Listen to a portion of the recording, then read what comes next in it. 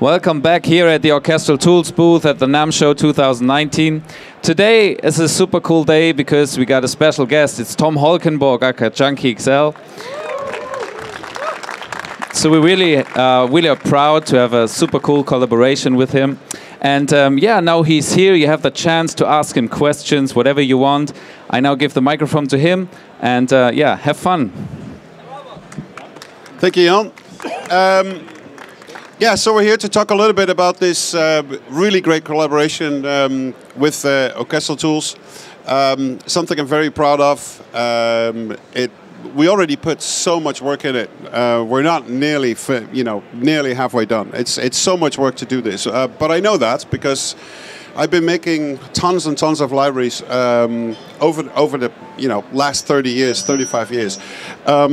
So it's really great to do this. Obviously, I will answer your questions like that you might have, like in a group setting like this. Also, when this thing is over, I'm going to hang around for another 2 hours or so. So if you want to talk to me personally, you just come up to me and we'll talk about stuff. So it's all cool.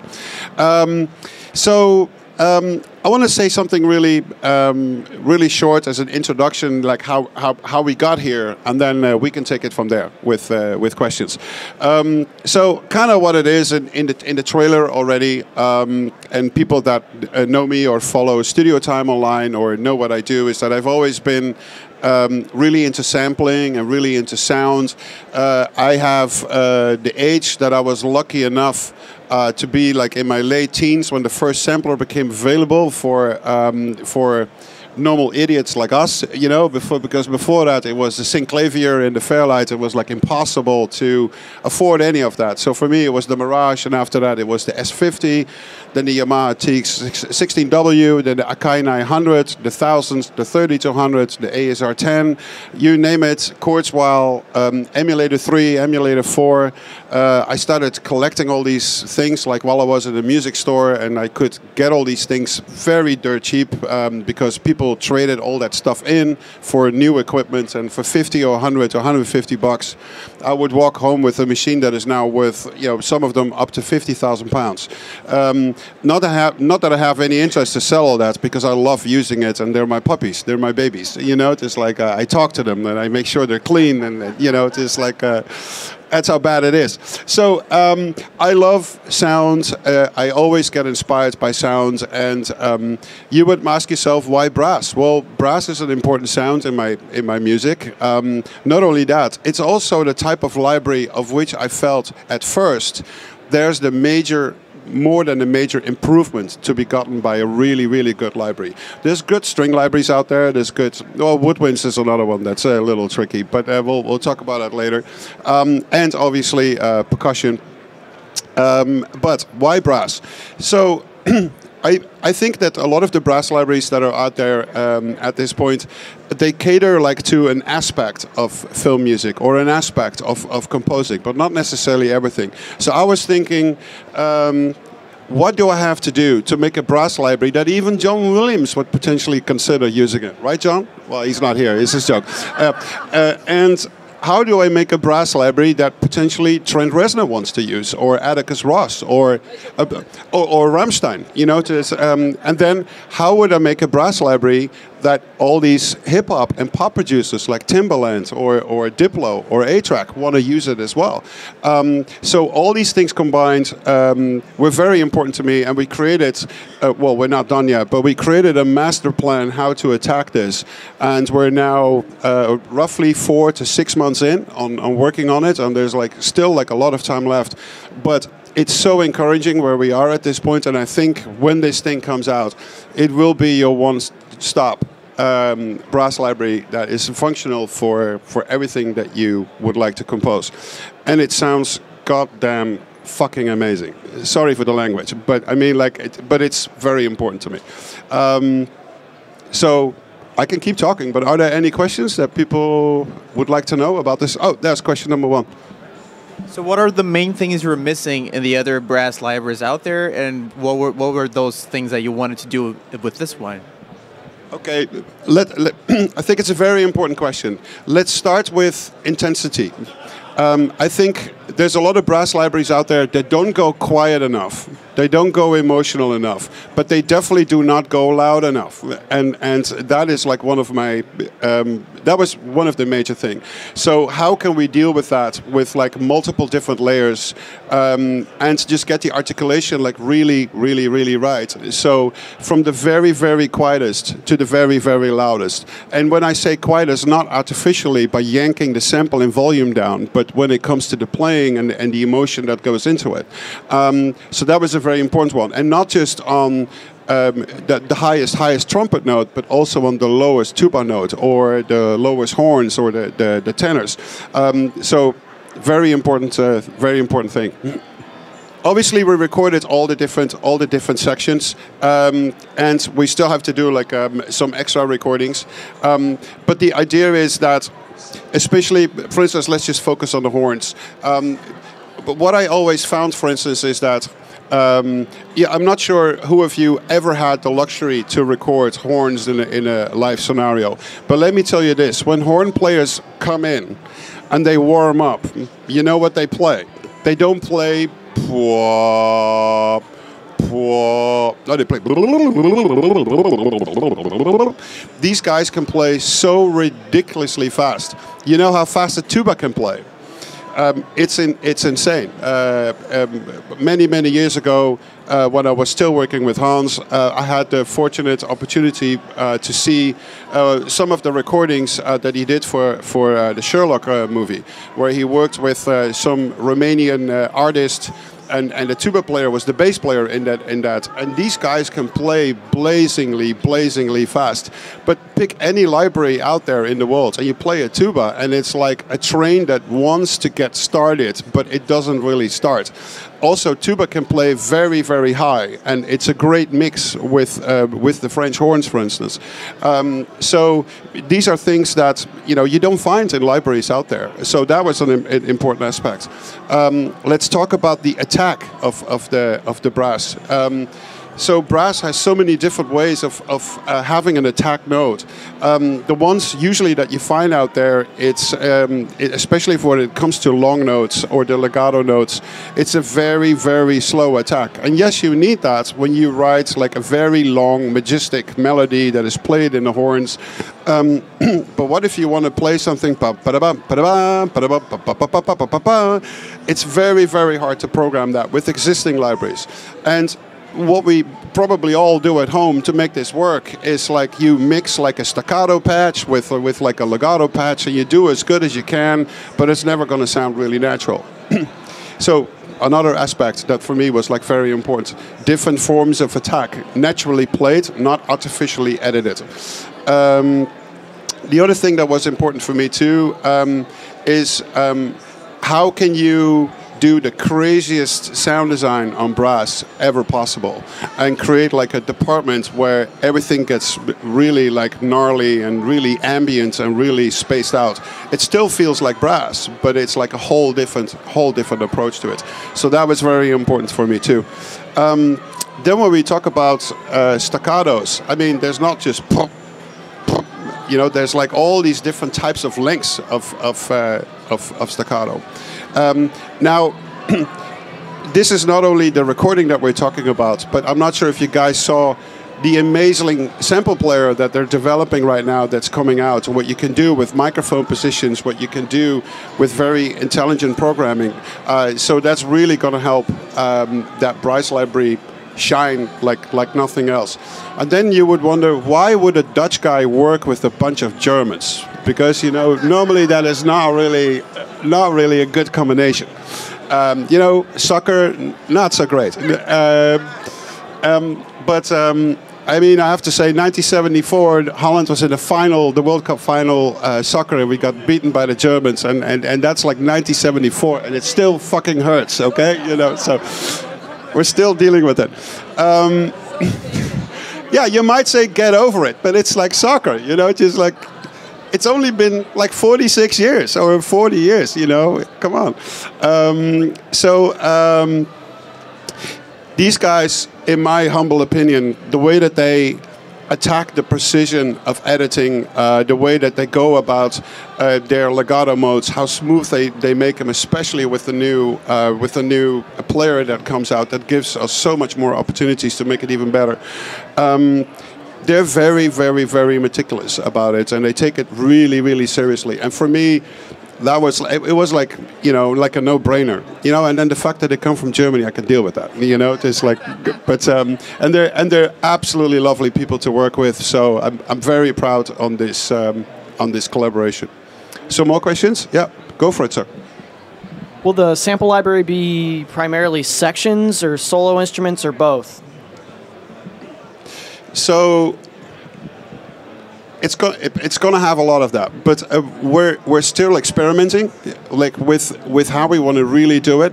But I can tell you this. For instance, if we talk about the tenor bones, we went for all kinds of sections, of which the smallest one is 1, and the biggest one is 12, and everything in between. So, but we're still experimenting, like how we really want to make that really effective and how to make that work really, really natural.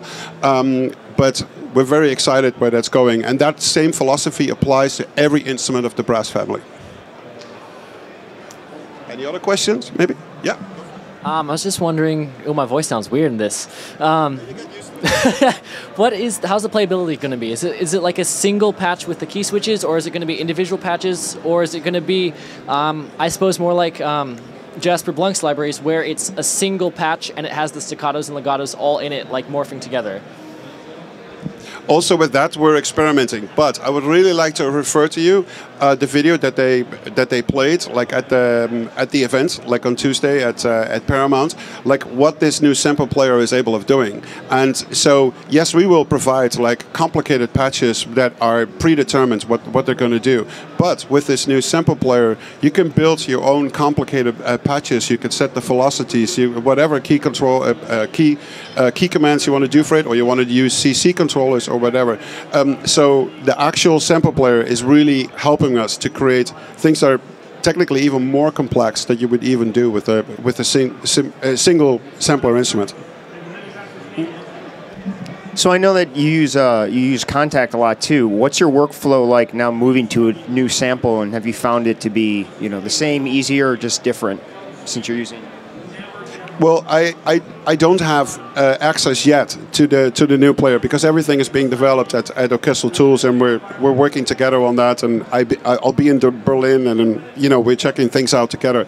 But at this point, yes, I do. The instruments that I built myself, I at this point I play them back in Contact. But the new brass library will come out for the new sample player, because it will give us more options to play with certain things. Go for it. I have a question. It's not for the brass. I'm very excited about the brass, but most of the people in the film scoring community know that you're well known for your amazing percussion sounds. Will there be a follow-up of a percussion library with Tom? Next year in May, we're going to release a tambourine library, and that's going to be the start of that, okay? Next question.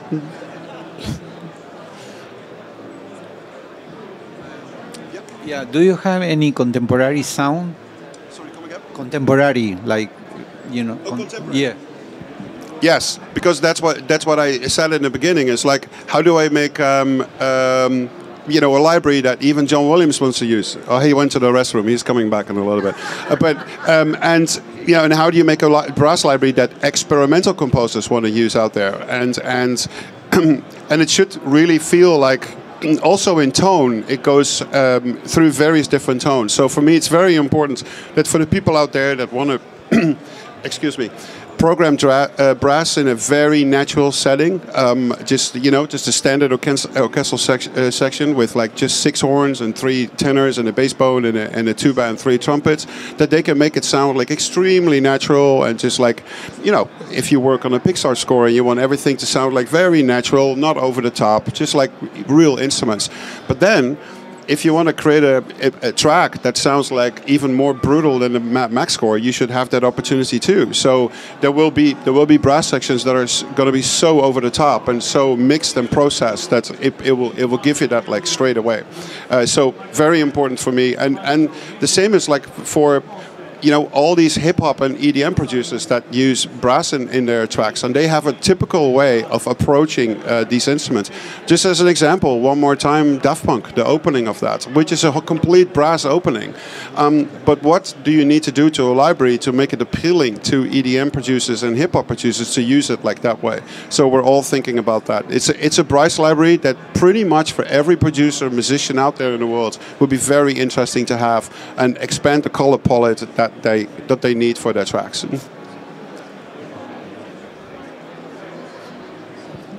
Will there be a bottle mic? Sorry? Will there be a bottle mic? A what? A bottle mic? Are you familiar with the bottle mic? I'm not. Will there be a bottle mic? I don't know what that is. Can somebody explain to me what a bottle? Oh, the mic is just in the bottle.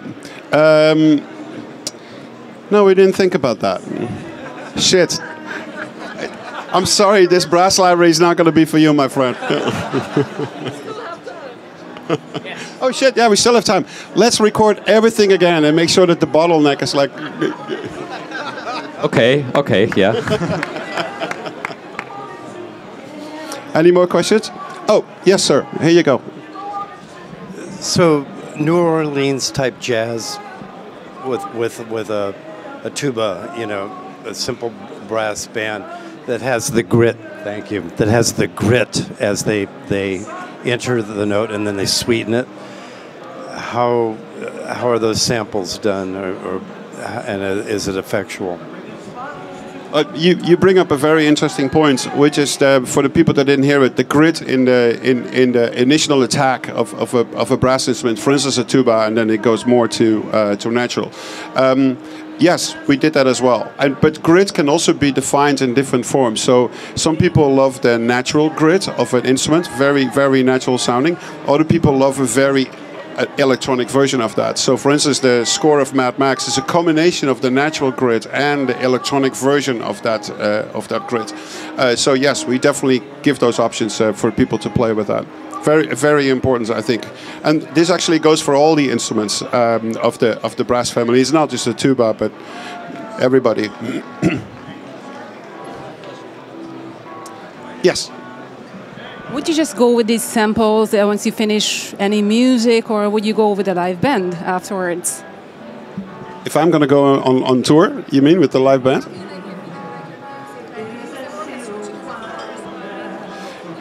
Yeah, well, you know, the thing is, like, I had an electronic music touring career for over 25 years, and I've seen every corner of the world, from very shitty bars with 2 people at the bar, didn't give a shit of what I did, all the way up to the gay pride in Rome for 1.5 million people. So I've had everything in between. And, you know, now I'm really like a studio animal. And then Hans Zimmer called me last year. And he's like, Tom, we should really join me on tour. And I'm just like, are you fucking nuts? You know, just like, that guy never went on tour. It's like, so he has a lot of fun going on tour. And he should, you know, he should really enjoy himself. But please leave me out of it. Just like, do it on your own. So I'm very happy to be in the studio and just to play around with what I like to do. And, you know, maybe in the future, you know, but not anytime soon. Any other question? Yes, sir. Come on over. Are there going to be any added effects or textures? Well, what you said with the textures and the effects, I really consider that like a separate category, and so we're still thinking about that, like how far we want to take that, but. Like I said, we're still working on it, and we're still like. So also, you know, if you guys feel like, you know, I would like to know from you guys. I'm not sure if you want to answer this, but what do you feel is missing in existing brass libraries. And that's kind of the first video that I posted many months ago, way before we did any of the recording. And people left so many useful comments underneath that video. There were actually a few there that I didn't even think of, and so it was very helpful. So if anybody wants to elaborate on what they feel is really missing right now in the brass library that they would really like to see. Might be a good texture, but you get a whole ensemble of just mouthpiece buzzes. Might be more comical, but might be. Yep, very good one. Yes, sir. I don't think I've seen any brass libraries that include euphonium. That is true. It's also I worked with 6 euphonium players on one score. It was a very beautiful sound. We had 6 horns on the left and 6 euphoniums on the right. It sounded like really beautiful. But we have to. We did make a couple of choices when we did this brass library, because if you record every brass library or every brass instrument on the planet and you do everything with it that you would like to do, we're going to end up with a library that's only going to cost $8,999. And you know, I'm not sure how many people out here can afford a library like that, but. It would be painful. So yes, we did make choices, and at this point we haven't included the euphoniums yet. But you know, if people really like what we're doing with this brass library, we could make like a very interesting extension, and we go through all the other members of the brass family that are less known to people. And any other comments regarding the? But yeah. Will they have mutes, like straight mutes, Harman mutes? That's another thing we're working on. Yeah, we're considering that as well, like how we're going to deal with that. Any other question? I personally feel like there are brass libraries that have that very low, punchy, chimbassi kind of sound, but I really have to struggle with getting it sound really amazing out the box. There's a lot of EQing that needs to be done, so the low end punches. Yeah, you guys don't need to worry about the low end in this brass library. It's going to be fucking kicking ass. So you got to be sorted. Okay, well, like I said, I'm going to be hanging around here for at least for another 2 hours, and you guys can talk to me. You can walk up to me. You can walk up to any of these wonderful guys, ask them questions, and I really want to thank you for being here. And we have a lot of fun creating this. So we're creating this for you guys, and you know, so you can be better composers, better sound, and that's the whole idea. A brass library that works for a film composer, TV composer, a trailer composer, a hip hop producer, an EDM producer, and a sound design guy. Whatever you want, you're going to find really amazing patches in this library. So I'll take my hat off to all of you that I'm not wearing, but a imaginary hat, and thanks for coming up. Okay.